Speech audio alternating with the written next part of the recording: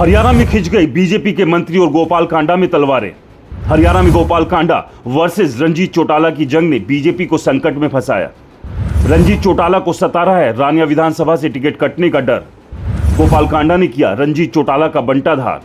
क्या रंजीत चौटाला बीजेपी से बगावत कर कांग्रेस में होंगे शामिल? हरियाणा के रानिया विधानसभा को लेकर भाजपा नेता रंजीत चौटाला और उसके सहयोगी पार्टी हलोपा के नेता गोपाल कांडा आमने सामने आ गए हैं। रंजीत चौटाला ने इसकी शुरुआत तब की जब हलोपा ने रानिया सीट से उम्मीदवार की घोषणा की। इस पर नाराजगी जाहिर करते हुए चौटाला ने कहा था कि हलोपा का कोई जनाधार नहीं है।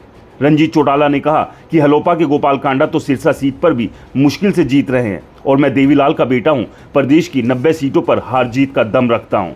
रंजीत चौटाला की तीखी बयानबाजी पर गोपाल कांडा ने वीडियो संदेश जारी कर पलटवार किया है। गोपाल कांडा ने कहा है कि रंजीत सिंह चौटाला 90 सीटों पर जनाधार नहीं बल्कि बंटाधार है।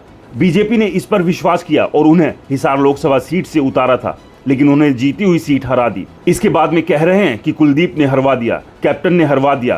कांडा ने कहा कि रंजीत सिंह चौटाला का जनाधार नहीं है। अगर वे रानिया से निर्दलीय प्रत्याशी के तौर पर चुनाव लड़ते हैं तो उनकी जमानत भी जब्त हो जाएगी। विधायक गोपाल कांडा ने कहा कि 8 चुनाव हारने के बाद अजय सिंह, अभय सिंह और पूरे परिवार ने पिछले चुनाव में मेरी मदद की, जिसकी बदौलत रंजीत सिंह चौटाला जीते। सीएलयू संबंधित बयान पर गोपाल कांडा ने कहा कि मनोहर लाल के कार्यकाल में रंजीत सिंह मेरा एक भी सीएलयू साबित कर दे तो मैं वो सीएलयू उन्हीं के नाम कर दूंगा। गोपाल कांडा ने आगे कहा कि दूसरों के बारे में भविष्य करने की बजाय रंजीत सिंह चौटाला को अपने बारे में सोचना चाहिए। उन्होंने कहा कि सीट शेयरिंग को लेकर बीजेपी से बातचीत चल रही है। फैसला होने के बाद उम्मीदवारों की घोषणा की जाएगी। गोपाल कांडा आगे कहते हैं कि सिरसा की जनता सच्चाई जानती है कि उनका कौन है और कौन पराया। गोपाल कांडा और कांडा परिवार हमेशा सिरसा की जनता के लिए तत्पर रहा है। कोरोना के संकट के दौरान कहानियां बनाने वाले लोग अपने घरों में दरवाजे बंद करके बैठे थे, जबकि गोपाल कांडा और उनका परिवार इस संकट में सिरसा की जनता के साथ खड़ा था।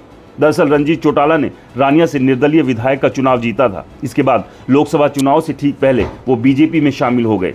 बीजेपी ने उन्हें हिसार लोकसभा से उम्मीदवार बनाया, लेकिन रंजीत सिंह चौटाला कांग्रेस के जयप्रकाश जेपी से हार गए। रंजीत चौटाला ने लोकसभा चुनाव से पहले विधानसभा पद से इस्तीफा दिया था। हार के बाद रंजीत चौटाला फिर से रानिया की जनता के बीच गए। इसके बाद हरियाणा में विधानसभा चुनाव की घोषणा हो गई।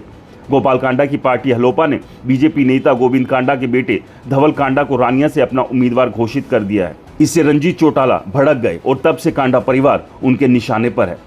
लेकिन गोपाल कांडा और रंजीत सिंह चौटाला की ये जंग बीजेपी के लिए कितना नुकसान पहुंचाएगी, आपको क्या लगता है? हमें कमेंट्स कर जरूर बताएं। रिपोर्टर जी चैनल को सब्सक्राइब नहीं किया है तो दोस्तों चैनल को सब्सक्राइब करना ना भूलें।